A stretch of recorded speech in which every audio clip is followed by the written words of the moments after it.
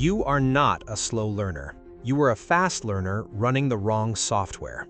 Right now, you're probably doing what every high achiever does when they feel stuck. You're trying harder, more hours, more highlighters, more guilt at 2 a.m. with a textbook that hasn't moved you forward in weeks. And the brutal irony, the harder you push, the more your brain resists, not because you're weak, because you've been handed a fundamentally broken map to a territory your brain has never actually lived in. There is a variable almost no one talks about, not your IQ, not your discipline, not even your sleep schedule. It's something neuroscientists call the desirable difficulty index. And when you manipulate it correctly, your brain doesn't just learn faster, it restructures itself around what you're learning.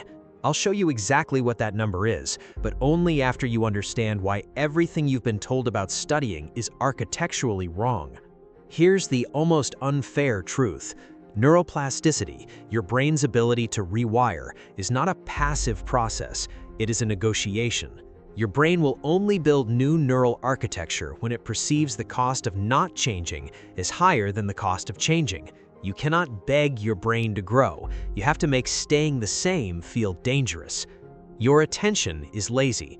Not as an insult, as a biological fact. It always takes the path of least resistance, flowing into the same grooves it carved yesterday and the day before, and every day you sat at that desk convincing yourself repetition was progress. Every time it does that, you fall further behind, even while you think you're studying. Neuroplasticity is the only thing that can dynamite those channels. Not discipline, not motivation, targeted disruption of the brain's safe path. That's how real change starts. If you close this video without this framework, here's what happens. You'll keep mistaking familiarity for learning. You'll reread the same paragraph and feel like you're studying. You'll highlight sentences that feel important and remember almost none of them. In 6 months from now, you'll be in the same place, wondering why everyone else seems to be accelerating while you're running in place. That is not a future you should accept. You know the feeling when a word is on the tip of your tongue? That maddening, almost there sensation. That is neuroplasticity activating. Neuroscientists call this the retrieval struggle, and it is, biologically, the exact moment your hippocampus decides whether this information is worth keeping. Easy recall equals low priority. Struggle equals survival signal. When you reread your notes, there is no struggle, there is no signal, there is no rewiring. The library smell of old textbooks, the false comfort of familiarity, it feels like learning. It is the performance of learning with none of the biology. The fix isn't harder work, it's targeted friction. Close the book, write down everything you remember. Get it wrong, feel the discomfort. That discomfort is the sound of new architecture being built. Try it now, recall one fact from memory. Wrong or right doesn't matter. That's your brain already at work.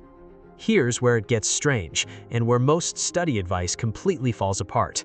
Remember the last time you finally cracked something you'd been stuck on for days?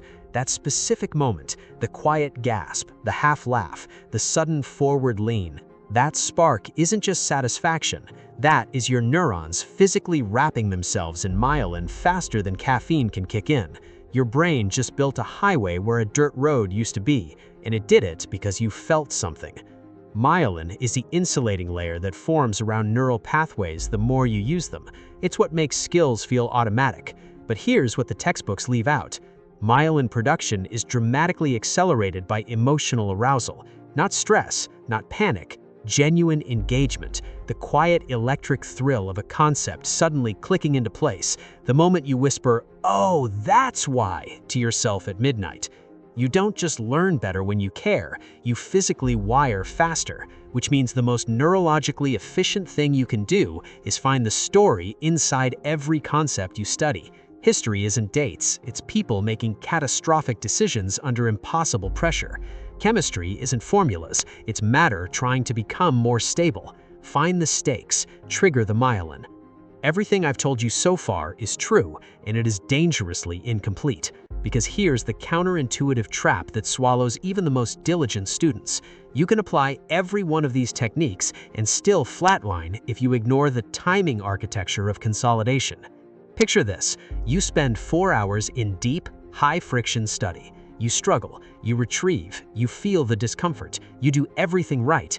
Then you cram 5 more hours on top of it before the exam, and it evaporates anyway. Not because you're forgetful, because you betrayed yourself at the finish line. You built a sandcastle in wet sand and let the tide rush in before it could harden. That's not bad luck. That's ignoring the biology of when your brain actually learns. Most students never see this and spend years blaming themselves. You're seeing it now. That's the difference. Your brain does not learn while you study. It learns after. Specifically, in the 72-hour window following initial exposure, your prefrontal cortex runs a kind of editorial process, deciding which neural connections get reinforced and which get pruned. If you cram, you override this process entirely. You give your brain no time to edit, no time to integrate, and the information evaporates not because you're forgetful, but because you never gave the architecture time to cure.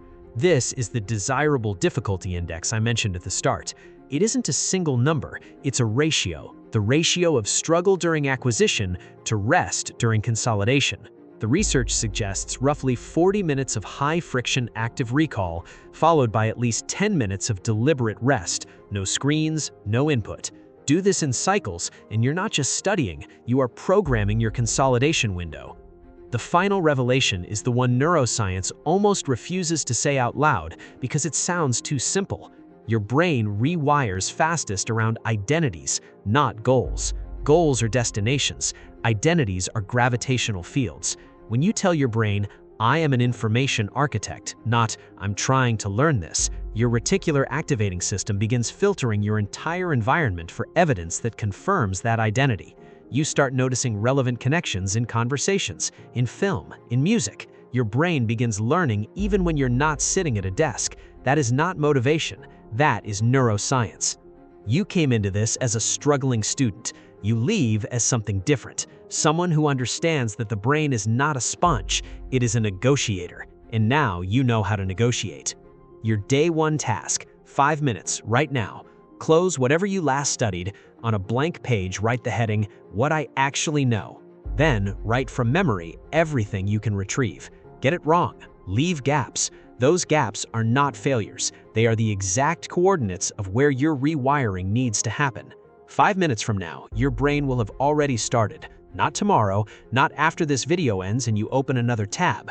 Right now, because the rewiring begins the second you create the first struggle signal. If you don't do this, your mind stays exactly the same tomorrow as it was yesterday. Same grooves, same limits, same results. Tomorrow, fill one gap, then one more the day after. The students who master neuroplasticity don't study more. They make their brain too uncomfortable to stay the same. And the most unsettling part, once you rewire one domain of your mind, wait until you see how it spreads to everything else you thought you couldn't learn. Subscribe and stay with us for our next episode.